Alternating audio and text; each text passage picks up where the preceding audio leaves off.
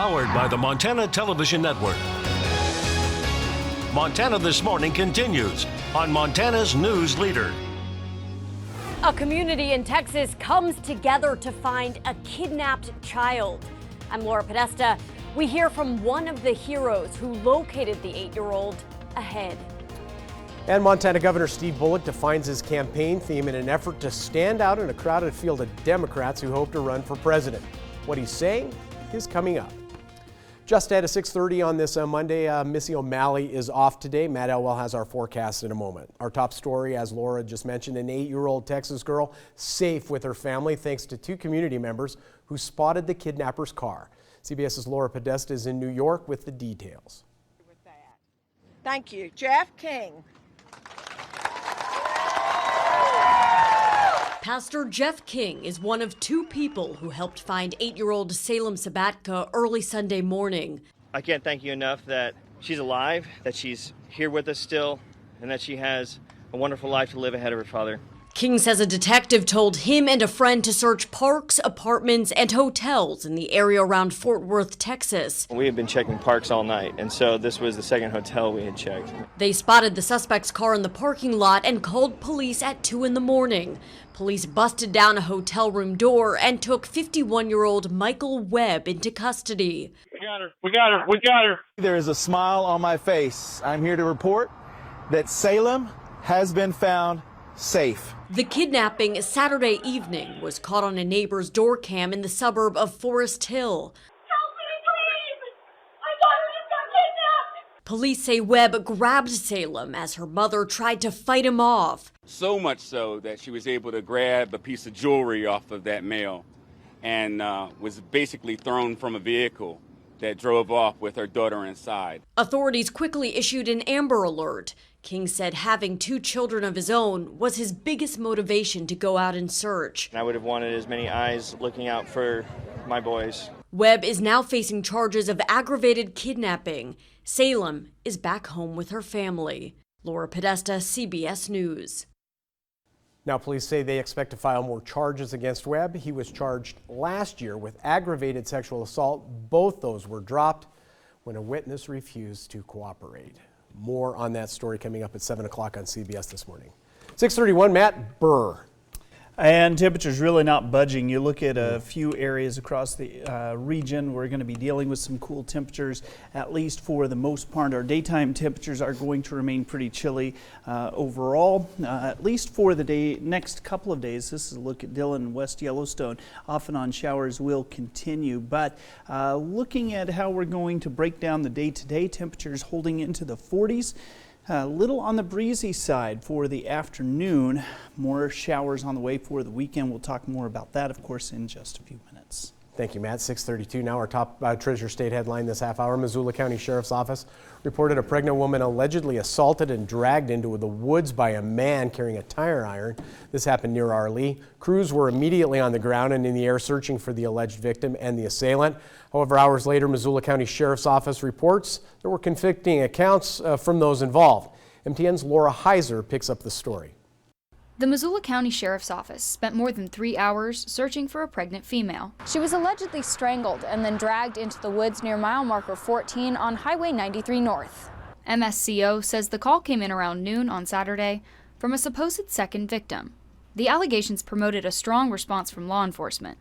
The Missoula County Sheriff's Office worked with tribal police, the Forest Service, the Montana Highway Patrol, and 2 Bear Air.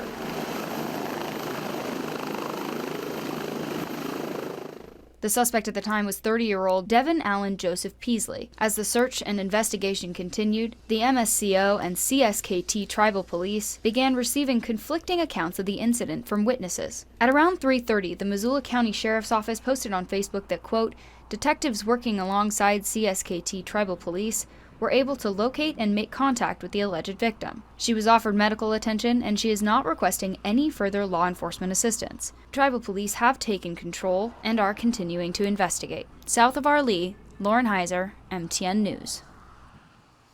In other news this morning, crews are making progress on the Convict Guide Road Bridge near Livingston. Temporary bridge failed in March and has forced residents east of the bridge to take a long detour through Springdale. Crews have poured concrete over the Shields River where the bridge is located and are doing cylinder testing to make sure the bridge is safe for travel. If it is, crews will be able to move quickly. That it's strong enough for forced weight of 2,000 pounds and safe for vehicles and trucks to travel over. We'll start to do backfilling, and we're hoping that the bridge will be ready for residents by May 28th. That's good news for those residents. Current detour adds nearly 30 miles for those folks to get into Livingston. Also, less than a week after he announced running for president, Governor Steve Bullock hits the campaign trail and meets with the media. On Sunday, Bullock spoke to CNN's Jake Tapper. They talked about abortion laws, Citizens United, and the Mueller report. But Bullock says he's focused on other issues.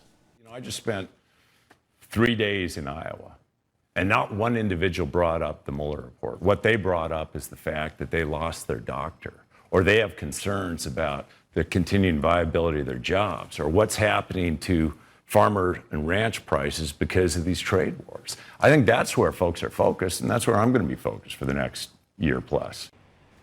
Now, Bullock announced his run last Tuesday, making him the 23rd Democrat to run in the 2020 presidential elections.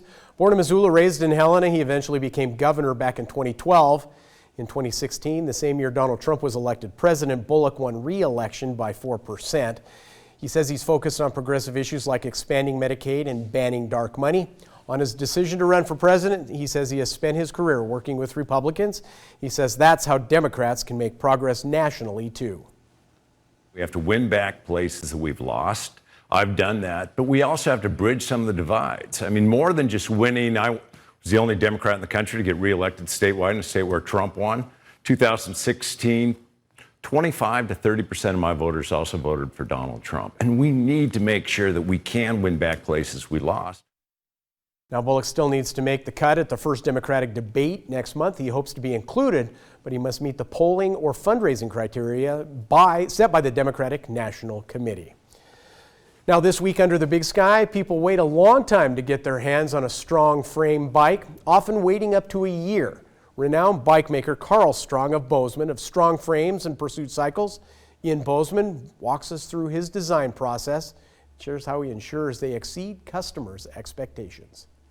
Under the Big Sky is sponsored by Rocky Mountain Vein Clinic and Markovich Real Estate. When a customer orders a bike from us, their expectations are high. They spent a lot of money. They picked us from many different choices. They're buying a product sight unseen from a person they probably never met face to face, and they're waiting a year for it. That's asking a lot of a person. So we owe it to them to make it as enjoyable and stress-free as possible. Unlike most builders, we like to start the design process immediately. Going through an interview with the customer, identifying all these goals and priorities. They will get an education out of it. Gives them something to do while they wait. It's fun, it's interesting. They have ownership in the design, and they're never, ever disappointed because they were there the whole time. So it just takes all the anxiety and stress out of the process. Every bike we build it one at a time from start to finish. I like it that way. We take a picture of every single bike we ship. Carl will take pictures of the whole build process, and then I'll bring them up here and I'll do the final studio shots.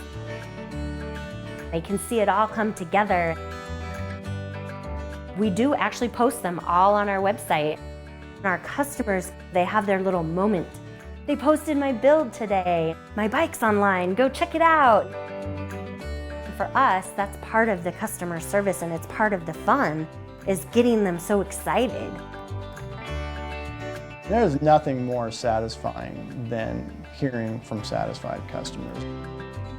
When you get a person that's received their bike, ridden it, it's exceeded their expectations, or at the very least met their expectations. That's always a lot of fun. I love the fact he could make those bikes anywhere on earth, and he chooses to make them right here in Southwest Montana. Now you can watch or rewatch all our Under the Big Sky stories by visiting our websites. We're going to take a quick break. We come back. Here's a couple of stories we're working on.